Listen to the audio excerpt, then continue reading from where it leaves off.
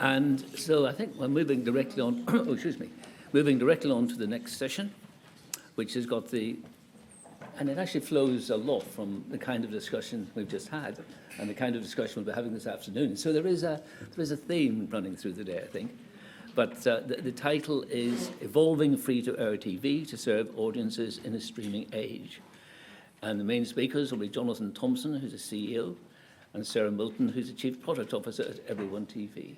And to chair this session, we have our very own Roger Bolton. I say very own because he's a VLV patron, and of course well known as a broadcaster, writer, and veteran in this area. So, Roger, I hand over to you to fully introduce our speakers. Thank you very much. Very old, yes. Member of VLV. Thank you very much for that. The question, obviously, the fundamental to the next session is, BBC may make things, but will you be able to see them in the future? And that's what we're going to address. The title of the session is Evolving Free-to-Air TV to Serve Audiences in a Streaming Age. You could say, another way of doing it is Freeview doomed? Well, we'll hear about that. I'd like to introduce two people who know more about this than anybody else, because they're jobs. First is Jonathan Reynolds, who's Chief Executive of Everyone TV. If you'd like to come up, Jonathan. Everyone TV is what Freeview is now called. And also joining us is Sarah Milton, who's the Joint Chief Product Officer of Everyone TV, who will tell you about something that I, to my shame, wasn't really aware of before, called Freely. But we'll freely deal with that in a moment, if you just pop up.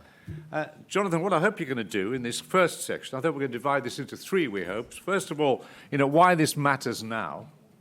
Why are we talking about it now? How have we got here? What's the deadline?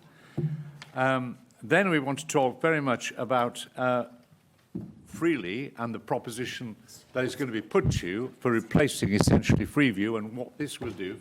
And then I hope there'll be time, I'll make sure there is time, to raise some genuine concerns that people have about this transition which will happen at some point, and what are the public service interests and concerns there. But let's start with, if we may, Jonathan outlining, and let me ask you the first question. I know you're going to make a presentation, but why do you change the name of the company? Why is it Everyone TV?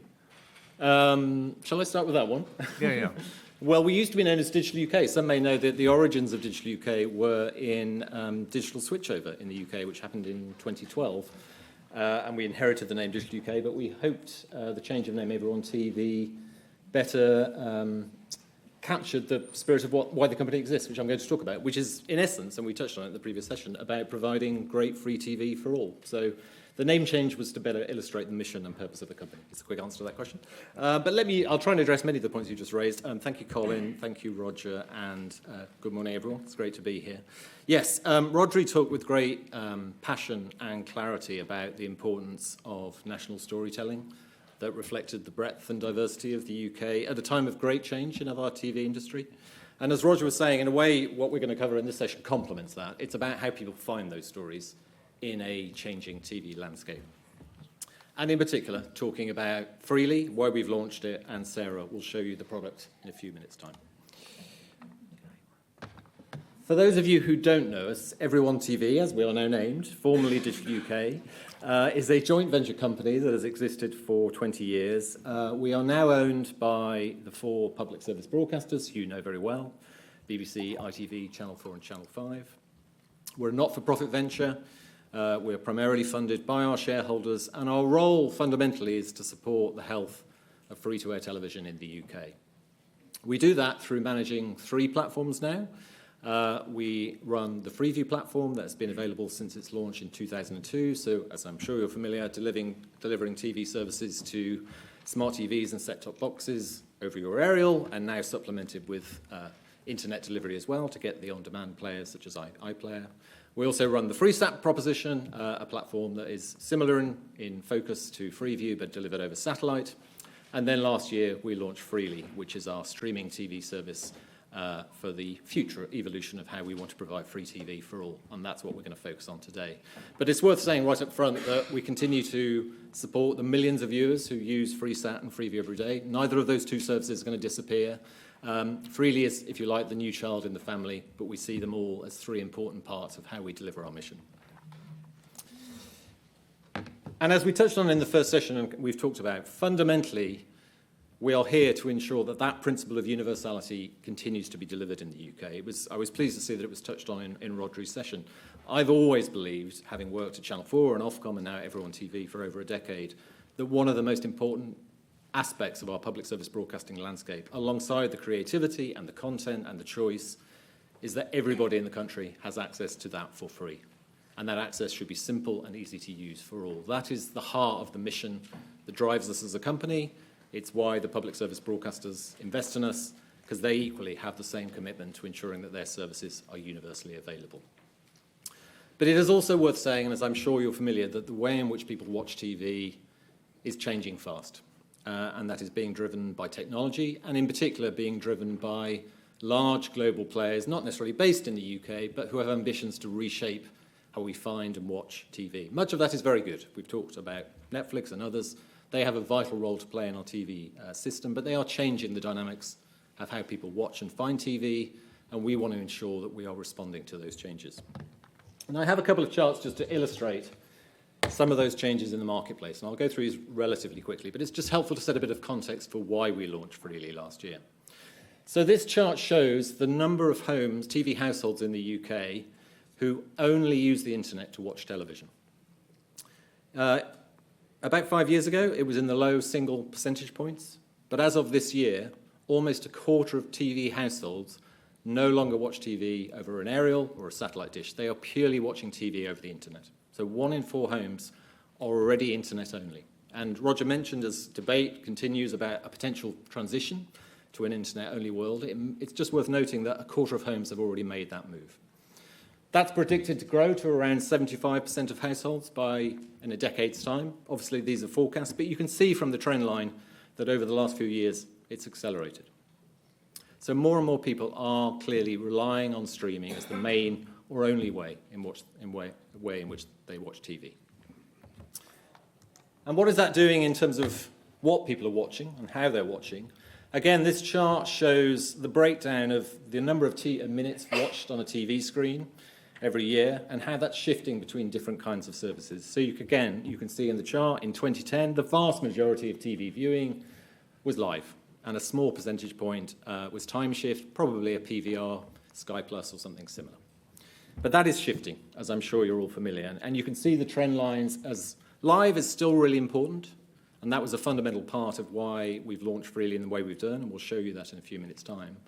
But there is growth, increasing growth in on-demand viewing from the public service broadcasters with services like iPlayer and ITVX, but obviously increasingly from SVOD services such as Netflix and Amazon Prime, and also from what we describe as social video services, so the likes of YouTube, TikTok, and others. So the way in which broadcasters of any type, whether public service or commercial, are having to reach their audiences is changing. Live is an important part of the mix, but it is a declining part of the mix, and we want to ensure that we're evolving our services to respond to the growing demand for live, but also the growing competition from third-party providers and the growing interest and convenience of on-demand viewing. Those wider strategic changes in the TV landscape in terms of how people are watching and finding TV is what underpinned the launch of Freely last year. And there are 3 particular strategic changes in the marketplace that underpinned our decision to launch Freely on behalf of the public service broadcasters. The first point, in a way, is a positive that despite the growth of tablets and phones that you can watch TV on, actually people still love the TV as the main way in which they want to watch the programs they love. At the end of the day, if you have a show that you love, you want to watch it on the best screen in your home, and that's the smart TV in the corner of your living room. So the vast majority of viewing, 84%, is still to the main TV in the household. But as I said, what is changing is what is connected to that TV. I talked about the growth of homes who are using only the internet to watch television. Alongside that is also a decline in a number of the homes that only rely on terrestrial delivery.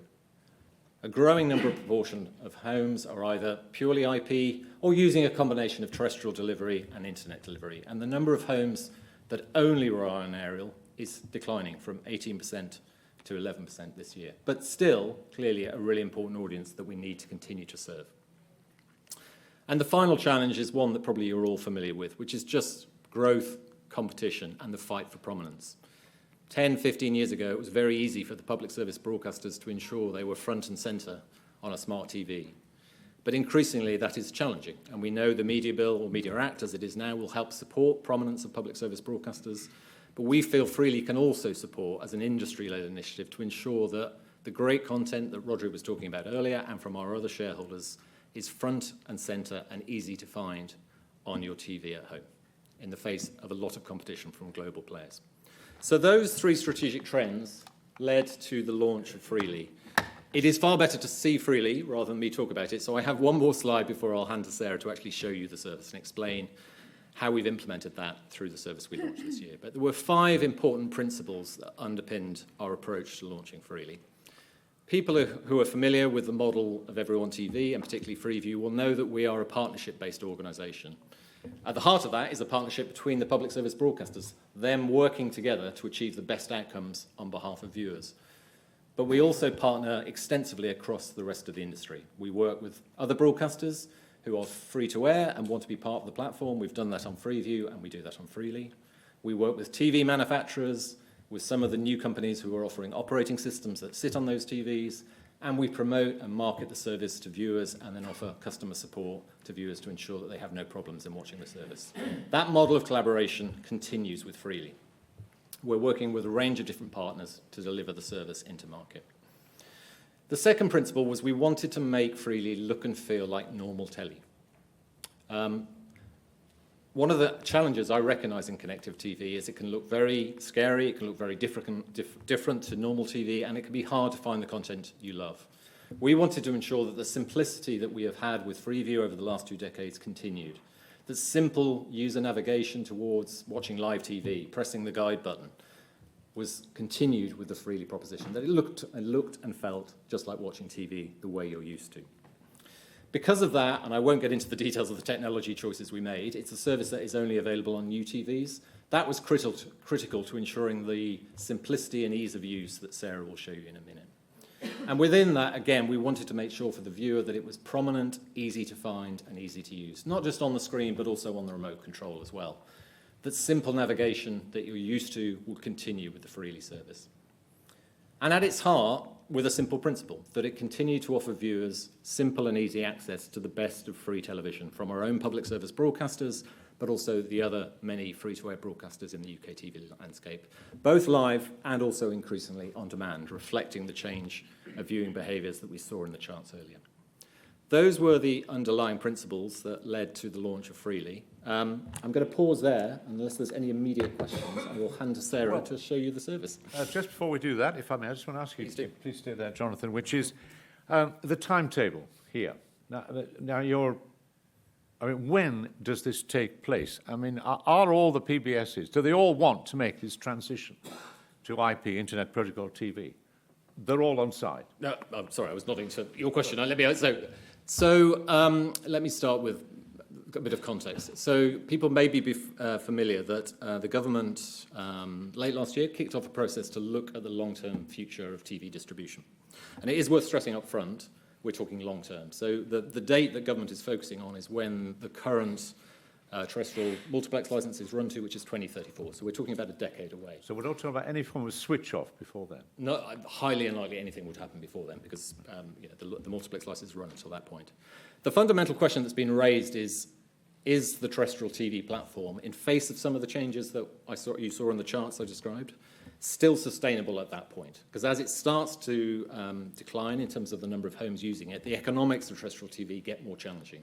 There will be a risk that channels leave, the service gets more inferior for viewers, and increasingly offers a less rich service than it has historically. So you're talking about the danger of a two-tier service that starts to develop. Exactly, yeah. However, it's worth saying, I think, 2 really important principles in the debate about whether there is going to be an IP transition. And I should stress, it is a question of whether at the moment. That is the debate that's happening within government and across industry, and this is the process that DCMS have led. If there were to be an IP transition, clearly there are a significant number of homes for whom that creates quite significant challenges. And there are three types of challenge, I think, that we'd have to deal with. One is about broadband availability, which in this country is not yet solved. We're making good progress, but we need to ensure that there is good, reliable broadband for everyone. That primarily lies with the internet service providers. The second is about digital literacy, that people can understand and use the services, and that transition, in the same way when we went from analog to digital, everyone was taken on that journey, that we make sure finding TV in that world is easy. The third, and I think probably most challenge, is affordability, ensuring that everybody, if you need broadband to watch TV, that that's affordable. And again, that's a much wider issue for government more generally. That's the debate that's happening at the moment. We see Freely as a helpful step in encouraging and supporting viewers' choice, but we are not trying to drive a transition. As I said earlier, Freeview and FreeSat will continue for many, many years to come. The most important thing for us, and I think for all the public service broadcasters, is whatever happens in that debate, that no one is left behind. That we need to ensure that we don't create a two-tier TV system, that everybody can enjoy breadth of choice, simplicity, and ease of use of free TV. And that's the goal. And whatever happens in the debate that comes ahead, certainly I am passionate, and we will be making the case very strongly, that everybody is taken on whatever journey we do. And that's what's happening at the moment. So sorry, that was a long answer to your question. No Decision has been made, but there is a consultation process happening that's led by we know where your government. heart is. Thanks very much indeed, Jonathan. Now, I'm sorry to hold you up so far, but here's Sarah Milton. She's the Joint Chief Product Officer of Everyone TV. She's going to introduce us, those of us who are lamentably ignorant, to Freely. And I'm going to sit in the front row so I can watch. Thanks. Thank you, Roger. Hi, and thanks so much for inviting us to speak to you today and share freely. So as mentioned, I'm going to do my best to give you an overview of Freely and what the Freely experience is, a whistle-stop tour of the key features, if you like. And we've designed Freely, as Jonathan said, to be simple, to be intuitive, and to be consistent. And at the heart of Freely is live TV. We've built Freely to make sure that live linear TV still just feels as natural and familiar as it always has done, no matter how your TV is connected. So it makes sense with that in mind to start with the TV guide. What I'm about to show you will be essentially a series of pre-recorded videos of different parts of the user interface. They're on a loop, so you'll see the same thing whilst I speak to it a few times. And the TV guide is still one of the most popular ways to find something to watch. On Freely, there's several ways to reach the TV guide, but I find the simplest is simply to press the guide button on your remote control. That takes you straight here, where you find a clear, familiar, and easy-to-use 7-day guide. You can scroll quickly through to find a channel or a program that you want to watch. And as you're scrolling through, you'll see in a moment, there's a synopsis and an image at the top of the screen for whatever you've highlighted, which makes it easy for you to choose what you want to watch. Good. You can also find programs you can watch on demand. I think the video showed you that a moment ago, and you'll see it again in a moment. And you can find them directly from the TV guide. So that's really handy if, say, you're not up to date on the show that's in the schedule, you want to watch the previous episode before it's on telly again. This is a really nice, quick and easy way of getting to that. So I think we'll see that in a moment again. But basically, once you find something you want to watch, and in the case of this video example, I think we're taking you to Homes Under the Hammer on BBC One, then you just simply press OK, and it launches the live TV channel from the guide. So you don't have to leave Freely, you don't have to open any other apps. Once you're watching, here we are. So we've now launched BBC One to watch Homes Under the Hammer. And once you're watching, you can just channel up and down as usual to browse through all the other live channels that are available on Freely. So far, so familiar.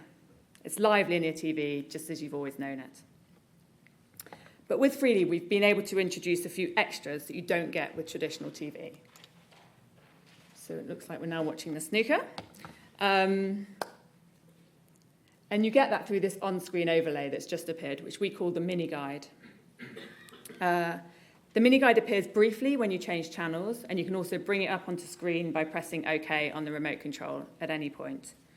And one feature of the mini guide is the ability to pause live TV. So every Freely channel can be paused for up to 15 minutes, which is just enough time to go and answer the door, if in my case the stream of Amazon parcels gets delivered throughout the day, or go and make yourself a cup of tea or whatever. But once you've paused, you can then resume where you left off, or if you want to get back to live, particularly, I guess, if you're watching some sport, you can jump back to live as well. You can also restart from the mini guide. And that means, so if you've joined a program late, you've missed the beginning, you want to watch from the start, you can just select restart on the mini guide. And in this case, Freely deep links you straight into the channel provider's own app. So if it's a BBC program that you want to restart, then it will launch iPlayer. If it's an ITV program, it will launch ITVX, and so on and so forth. That's what you're seeing right now, a restart going into BBC iPlayer. As soon as you're finished, you can just back straight back out and find yourself back on the channel that you were watching on Freely before. Now, alongside the standard TV guide that was being shown on screen a moment ago, Freely also has an accessible TV guide, which can be found at channel 555. So you'll see here, channel 555, it says the accessible TV guide. And that presents exactly the same channel lineup as on the standard guide, but it's presented in a way that obviously has been designed for viewers with specific access needs. It includes key features like zoom, like text-to-speech, and it enables you to filter to only show programs that have particular access services, whether that's subtitles, audio description, sign language. The accessible TV guide is a really important part of the Freely experience. It helps make sure as many people as possible can enjoy the experience and what's on offer. So that's the live linear TV experience, as I say, at the heart of Freely. But Freely also makes it much easier to find and enjoy on-demand content too. So now what you're looking at is what we call the browse screen on Freely. And again, it's just as easy to get to as the guide. In this case, you press the dedicated Freely button on your remote control to get to this browse screen. And here you can search and explore and discover on-demand content from our partners. There's over 70,000 hours of content available, but it's all in one place, so you don't need to have to go in and out of lots of different apps to try and find something that you want to watch. The layout will be familiar to anyone who's used to VOD services, SVOD streaming services. They're all built, the layout, the design is pretty similar on all of these services these days. So at the top, we've got this rotating hero carousel, which is showing the big highlights, the big releases of the day or of the week. Further down, there's a trending rail. So that shows what's most popular, the most talked about shows of the moment. And beneath that, a wide range of editorially curated rails. Some by genre, some specific to one particular channel or content provider, some grouped by a theme. And these rails highlight the breadth and the depth of the catalogues and the content that's available from Freely. And our editorial teams update these regularly to make sure everything feels fresh and interesting. If you know what you're looking for, there's also search. It can be reached just at the top of the screen there. And once you've found the show that you want to watch, as you'll be seeing, for on-demand content, Freely deep links you into the content provider's own app to watch. So again, if you want to watch something from Channel 4, you will launch the Channel 4 app to watch that programme. If you want to watch something from BBC, it will launch iPlayer. One other feature that I want to highlight on the browse screen is My List. So this is a new addition that we recently introduced at the beginning of the year, and it lets you bookmark your favourite shows or a show that you discover when you're browsing around, something you spot that you might want to watch later.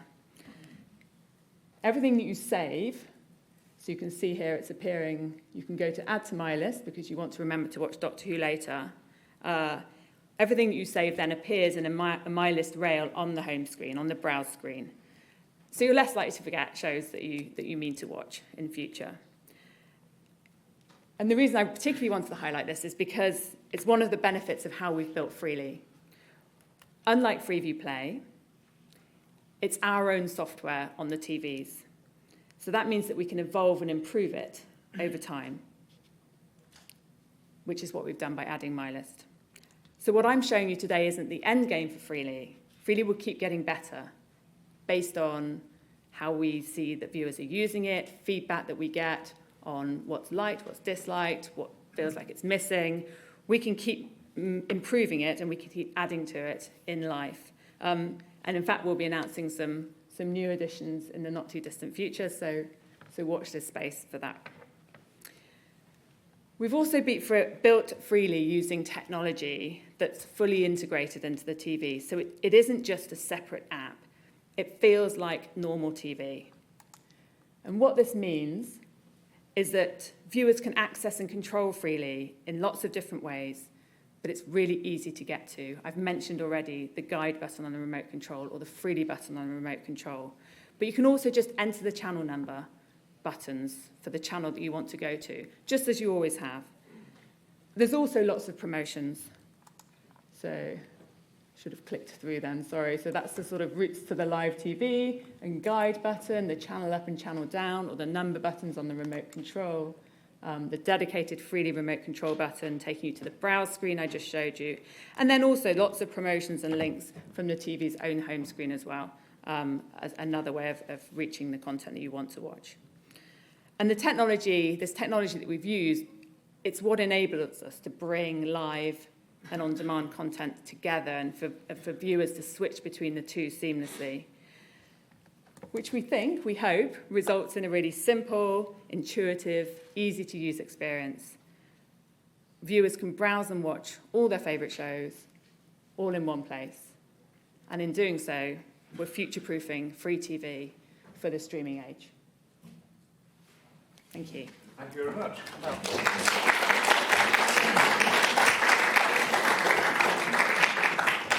John, can I ask you a couple of things about it? One of the things that you can't do, as I understand with Freely, but you can't record programs, is that right? At the moment, that's correct, because we've integrated with smart TVs with Freely, so there isn't a recording option. But obviously, because all the content is available on demand and is integrated as seamlessly as possible, you can still essentially reach anything that you you don't need to record it if you know you can gain access to it. But there aren't any copyright issues involved if you could develop technology that would enable you to record something. It's a really good question. I'm not 100% sure. confident of the answer, but and just to be clear, I don't think sorry, so. forgive me. No. Just to be clear for somebody as thick as I am, on these issues, if I want to go home now and access Freely, what do I need to do? Well, you need a smart TV that is Right. Freely built into it. Yeah. And because of the technology that I mentioned, which is dependent on a recent version of what's called HBBTV, hybrid broadcast broadband television. You never need to remember that again. But essentially, that version of the technology is only built into 2024 televisions onwards. So you need a 2024 TV. Right. And the same controls, which you were saying on the controls there, Freely, Yes. I won't find it on my existing one. If Right. it's No, you have to buy a Freely TV to get Freely. And what guarantee have you got from the makers of smart TVs and so on that Freely will be built into everything that's now produced onwards? Every set moved Do you want me onwards? to answer that? Yeah, so we've done deals with a number of different manufacturers. I won't name all of them, but the likes of Hisense, Panasonic, TCL, Bosch, Toshiba. So they're already in retail. Numerous different brands who are offering Freely in their TVs, and most of those manufacturers, they will only ship Freely TVs going forwards. So there's already a lot of choice of different TVs from manufacturers. But what lies behind your question, Roger, is yes, to get the service that Sarah's just talked through, you do at the moment have to buy a new TV. And what about your rivals?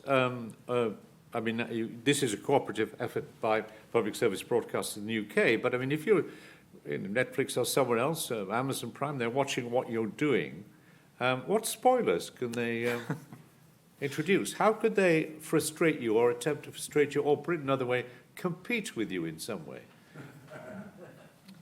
Go on, do you I mean, the TV manufacturers and operating systems that we partner with all also offer those SVOD services on their television. So I don't think this is definitely not a zero-sum game. This is complementary to them. But what we're trying to do, what Jonathan talked about earlier, is ensure that live TV, public service content, free content remains prominent and visible and really easily discoverable on those TVs, and doesn't disappear into the kind of sea of apps that is the SVODs and the streamers.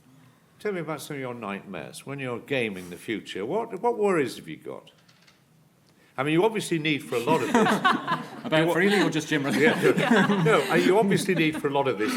Governments have got to take. This government has got to take the initiative in a number of areas. You can't be held responsible for whether people switch over or not. Clearly, governments have got a major role there of trying that to happen. But are there any other real worries that you have that should be at the centre of public policy? I think you may want You go to. first. Yeah, I'll go first. I mean, the challenge that we're constantly grappling with is that we need to ensure that we're delivering value to all the different stakeholders that Jonathan mentioned earlier. So we're trying very hard to create a proposition which is valuable and engaging and intuitive and easy to use for viewers. And that is a broad church of viewers, right? So we're talking about people who have already migrated away from DTT and are just watching internet TV through to people who, are much less engaged with video on demand services and are much more traditional linear TV viewers. So we have to keep the viewer experience as strong as we can. We also have to make sure, obviously, we're here to promote and support public service broadcasting, so we have to make sure that what we do continues to do that. But we also have to make sure that the proposition we're developing brings value to our partners, the manufacturers and operating system providers, because otherwise, they're not obliged to partner with us forever, so we have to keep them seeing value in what we're doing as well. So I think, for me, that is a balancing act. And the talk of trade-offs earlier, there are trade-offs, and that is not always straightforward to make. So that's one of the things that I find very challenging. Yeah, please. Sorry, do you want No, tell me. I was saying. I think the big strategic challenge in terms of the focus of this session is kind of the discovery and distribution of content generally. The big strategic challenge that I touched on in the opening slides is increasingly the way in which you find TV find a TV program on a connected TV is being shaped by big global companies. And increasingly, in the way that our market works, people don't make money on selling a TV set, they make money on monetizing the user experience. So that's a massive challenge for any national broadcaster, anywhere in the world. Ensuring that their channels, their content is discovered, and that they can monetize it effectively if they're commercial.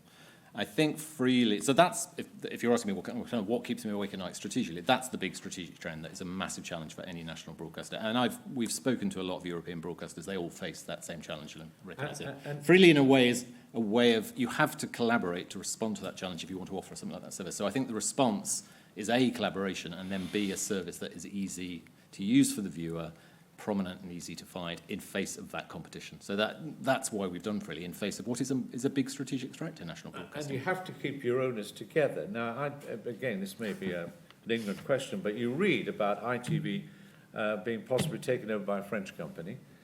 Who knows? They certainly suggested they're up for sale. If that were to happen, would there be a daft question way to ask you. Could you see a situation, I suppose, where they might say, oh, well, it's in our interest to take ITV out of this, and then, of course, that significantly weakens your proposition, because your proposition is all UK PBS broadcasters can be found here. So you have to keep them on side, don't you? Well, yes, and I spend a lot of my day trying to keep the 4 shareholders on side, as much as I love them all. I mean, the membership of ETV is based on being a public service broadcaster. So for so long as BBC, ITV, Channel 4 and Channel 5 are all public service broadcasters, then that model works. And I don't see any evidence that will break down. I've been reading about changes of ownership in ITV for about the last 20 years, so I'm not going to speculate on that. But we are... I was saying to someone earlier this morning, we are a vehicle for the public service broadcasters to collaborate in how their content is found. They compete on creativity, but they're far better working together on discovery. And I think for so long as we have a public service broadcasting system in this country, one based on a number of different providers, which I think is absolutely critical to the system, I think we have a role to play in terms of demonstrating how they can work together. Right, any questions? 3, 4. Can we... let me just try and come to this lady first, and then if you say who you are, then I will come to you at least 3 or 4. Please. Hello. Is this working? Yes, there we go. I'm Anna McNamee from the Sanford St. Martin Trust, and I have a question really about how you decide, or how Freely decides, what appears on those editorially curated rails that you were talking about, do the broadcasters decide what you put there? Do you decide? Is it an algorithm? Is it determined by what people have been watching? And how, given your commitment to public service broadcasting and making sure that good content is prominent, do you curate those rails? Yeah, okay. Do you want to I'll answer start. that? Feel free to jump in and make a mess of it.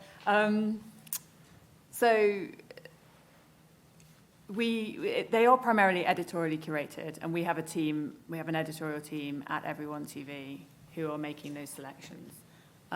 They are doing so in partnership and in conversation with our content partners, the public service broadcasters, all of whom obviously have their own particular editorial priorities in any particular day or week or month. And they're obviously very keen that we reflect those priorities in the things that we promote.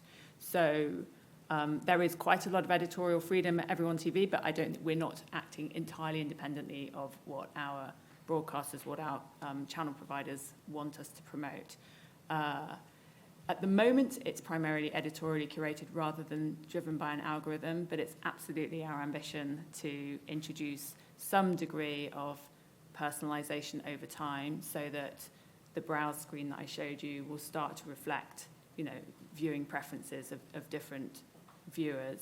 But it will never go entirely down that route because, as I say, it's important that the big shows, the big new releases, the important public service content is visible and is prioritised by our editors. So there'll always be a balance. I guess you're particularly concerned about religious further. Looking at what you had there, looking at what you presented, thank you very much, the video, there was a lot, there was nothing surprising there. There was not what anybody would call core public service broadcast content. There was no news, for instance. I mean, news came up when you started going through the actual schedule. Yeah. There was certainly no religion, which is one of the things that my organisation is particularly interested in. But, there was other stuff missing as well. No arts. We saw a lot of drama. We saw a lot of the stuff that you would see on Paramount, Netflix, Amazon. Where was that core British-specific, content, which really speaks to the public service remit about reflecting communities and bringing us together? Some of the things that were talked about in the last session. Fair enough. Okay, well, I'm not going to dodge your question, but what I showed you on screen was just purely that wasn't reflective of any particular content selection. No, I accept that, but I just to say that whatever you saw on screen today is not entirely, a real editorial selection. There's one thing I was going to add. Yeah. Sorry, Sarah, you still going? No. I was just going to say one thing, I think, to reassure you to your question, which is a good one, and we spent a lot of time debating this with the shareholders, is the reason we took the approach we did with Freely and in as Sarah was saying, kind of this editorial approach, was to ensure that there was space and room to promote the breadth of public service broadcasting from our four shareholders. That was one of the things that they all insisted on. One of their worries was if we didn't do something like Freely, those kind of programs would be lost in a third-party user experience shaped by Google or Amazon, who have no interest in promoting that. So I think it's a really good question. I'm sure there's probably more we can do on our side. I'm happy to pick it up in a bit more detail, but just to reassure you, that debate happened, and one of the main motivations was to ensure that that serendipity, the breadth and diversity of what's available from all the public service broadcasters would be serviced within Freely, in the face of a lot of competition from Netflix and Amazon and other recommendations. I'm sorry. Sorry, first, forgive me. I think if we move on, I apologise just to get 3 or 4 more questions. Come to you next, yes. Andrew McIntosh, a member of the VLV. Very quickly, I live in my grandchildren's world, which is on tablet and on app, so I quickly looked to see whether I could download the app, and I can't. And yet I can download every other app, ITV, BBC, etc., etc. When are you going to make it available as an app? Because surely you're missing a complete trick, because nobody's going to go out and buy a new TV at the moment when they can just buy an app. Seems crazy. Well, so yeah, a few things. So we have focused on, yes, I accept that there are, I mean, I have 3 teenage children, they spend a lot of time on their phones as well. The vast majority of people are still choosing to watch TV on the TV set. So that was the place that we wanted to focus first. And that is what we're going to go out and buy a new TV first, are they? No, and we're not asking anybody to go and buy a new TV. What we want is what we're hoping is that when people do buy a new TV, when they do want to replace their existing set, that they choose a television that has Freely, because in doing so, they'll know that it's future-proof. They're going to just go onto their tablet and onto their apps. That's where it's going. It's not going on. Well, couldn't So- you- so what- so you to were that making, point- You were making the key argument, or Jonathan was, that actually the attractions of the large screen are such that in the end, it does not be what you're saying, but at the centre of the home. But I mean, I think the point you're making is that a lot of watching doesn't happen in the centre of the home. But I should add that there will be a Freely app. So having said all that, there will be a Freely app on mobile devices, similar to the one that you can get for Freeview Play at the moment, which aggregates content, but then deep links into those apps that you're talking about, like BBC iPlayer and ITVX, to watch the content. So there will be a similar proposition in time. I'm very conscious that there is an audience looking for that route to view as well. Sorry? Timescale. Timescale. I'm going to reserve. I mean, not too distant future. Yeah, Right. it's in progress. Sorry, I can't work out which direction your finger is pointing. Are you pointing to me? I'm pointing at you, sir. Graham Milton. I've been a member of this organisation since it started. I've never been to such a revelatory, scales falling off the eyes moment before. So congratulations to you, to Colin. I was hoping that was going to be good rather than bad. Colin, I suspect, for doing this. Be careful about what's about to happen. Oh, is there a butt coming? Okay. I thought I knew the business of watching TV and all that. I don't, obviously. And what do you do about the predatory BT? They've got me in their clutches. Can I escape and come to you and save a lot of money? And the other thing to observe is that we are all, as viewers, not very good at this. You are obviously very good at this. The amount of communication from you to us is almost zero, and that's something you've got to do something about. You've got to talk to journalists, you've got to talk to media people and explain how we can get TV the way you're doing it. And it's a big mistake if I can't download the software into my various set-top boxes. Why do you need a new TV? Well, I could recommend a podcast for you to listen to, but perhaps not. Let's just deal with the first point about BT. I mean, is this any relationship? Will the fact that he can't get away from BT affect his access? So do you mean BT as are you a broadband? I've got a BT package which brings in Now and Netflix. Oh, yes. And what I do is very familiar with yours. I mean, you could have copied it from them or they copied it from you, but it's just the same. I do this every day. Okay. Most of my viewing is catch-up. So on the first point, I hope one of the benefits of having a Freely TV is you don't need to pay for TV, you don't need to subscribe to Sky or BT. You do need broadband, of course, but you don't need to pay all the additional things that BT or Sky will do. So there's the plug for Freely. It is free. It's free to use once you've got the device. I think your second point was kind of just talking about it more.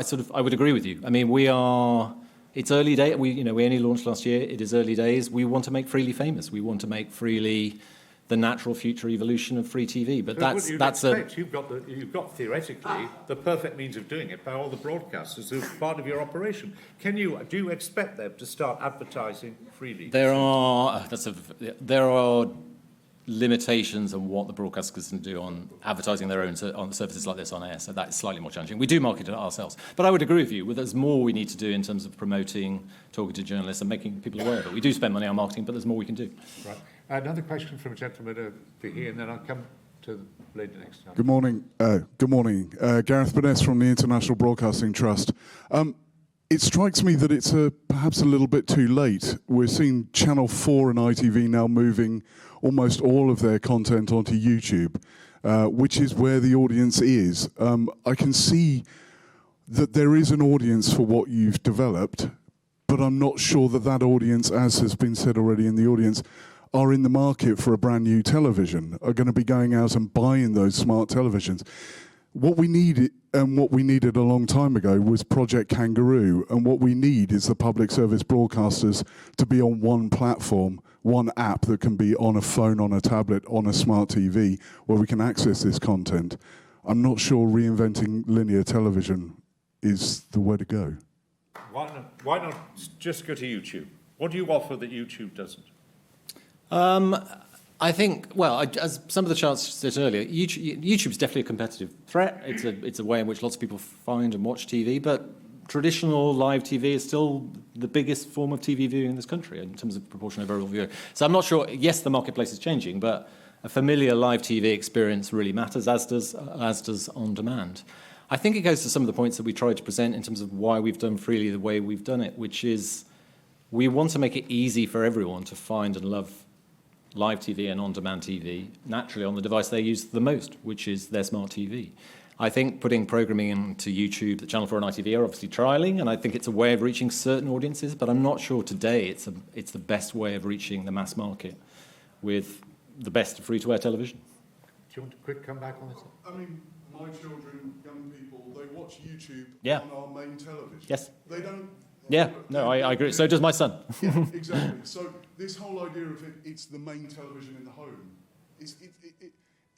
we're watching Netflix and YouTube Yeah. and Amazon on that main television. I'm just worried that, because I want you to succeed in bringing public service broadcasting to audiences, I'm just not sure this is the way. I suppose, look, the competitive challenge you're talking about, I totally agree with. It was kind of the point I was making to Roger's earlier question about what keeps me awake at night. I'd also go back to the earlier question, though, about if everyone puts all their content in YouTube, the question earlier about ensuring promotion and prominence of public service broadcasting, its true breadth, I would worry about that future. So I think what we're trying to do with Freely is ensure that we can get these balances right, that we have a service that appeals to the mass market, can work for everyone, but still is simple and easy to use as part of this kind of wider debate about an IP transition, and promotes and makes it easy to find the breadth of public service content under the control of the public service broadcasters, not companies based in Silicon Valley or China or anywhere else. So look, we're responding to a lot of competitive challenges in the marketplace, but we do believe Freely is a part of responding to that. So I think one of your colleagues wants to make a brief point. Is that loud? The last question, sorry. Just to build on what Jonathan and Sarah were saying, Freely is a shop window to public service content. There isn't anywhere else where viewers can browse across all public service content together. So your children can see Strictly, The Masked Singer, Bake Off, all in one place. So that collective viewing experience allows them to browse all of the great content that is on free TV, whereas on YouTube, they're probably looking for specific programs, and those programs are not always coming up prominent. So if you want a place to see all of British TV in one place, it's Freely. That's Liz Reynolds, who, as you may gather from that, runs the PR for the operation. Constantly telling us she should do these panels.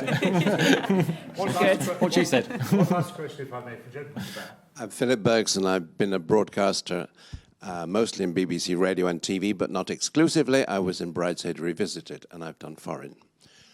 What I don't understand about, I'm naive and old-fashioned, Freely is not going to replace Freeview. You will still have Freeview for online. I only watch TV online, so-called.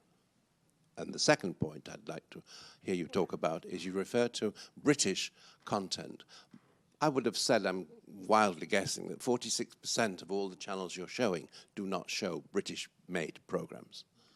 For example, foreign language feature films, and most of the productions are not British. So what do you mean by British? So I'm not sure I entirely understood the first part of the question. So Freeview, from our perspective, is TV delivered over the aerial? No, I think the question is, are you going to continue, for how long are you going to continue with Freeview? So if he doesn't want to try the new service, Freeview will be there for him. Freeview We're not switching off. We're not switching off Freeview. Freeview will continue for years ahead. It goes back to where we started earlier. There is a wider discussion about what happens to the long-term future of terrestrial TV, Freeview, but that's a decade away. But we'll continue to support it as a platform. Yeah, and the second question essentially about that was a large proportion of what you're talking about is BBC or not public service broadcast material. The fact is that it might come from other countries. Much of it does. Yeah. But presumably you can't do anything about that. Do you have to take one? No, I mean, I'm not going to try and quote figures at you because that's one for the public service broadcasters themselves. They're all public service broadcasters with licenses and commitments to British originations. I'm not in the detail of the specifics. That's their responsibility.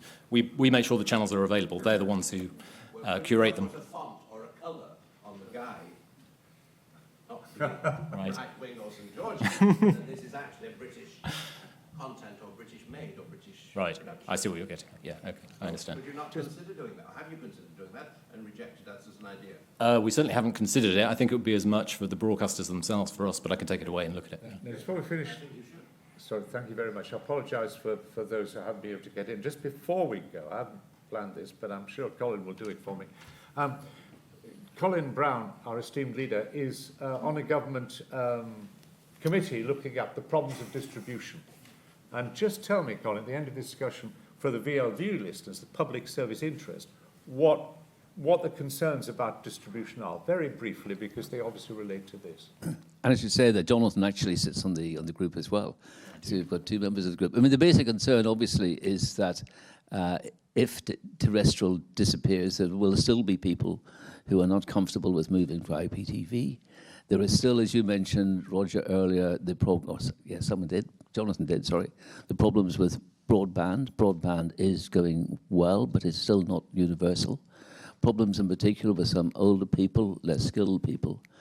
And if you all remember the difficulty of switchover, the original switchover from from digital analog to digital terrestrial, that was a very big exercise involving a lot of education, a lot of central work telling people how to do it. And I think the potential switchover, and as we keep emphasizing, it's only potential switchover, it will be a much, much bigger exercise and will be a huge communications problem. But as you said earlier, and Jonathan said earlier, the question is whether. It's not yet decided.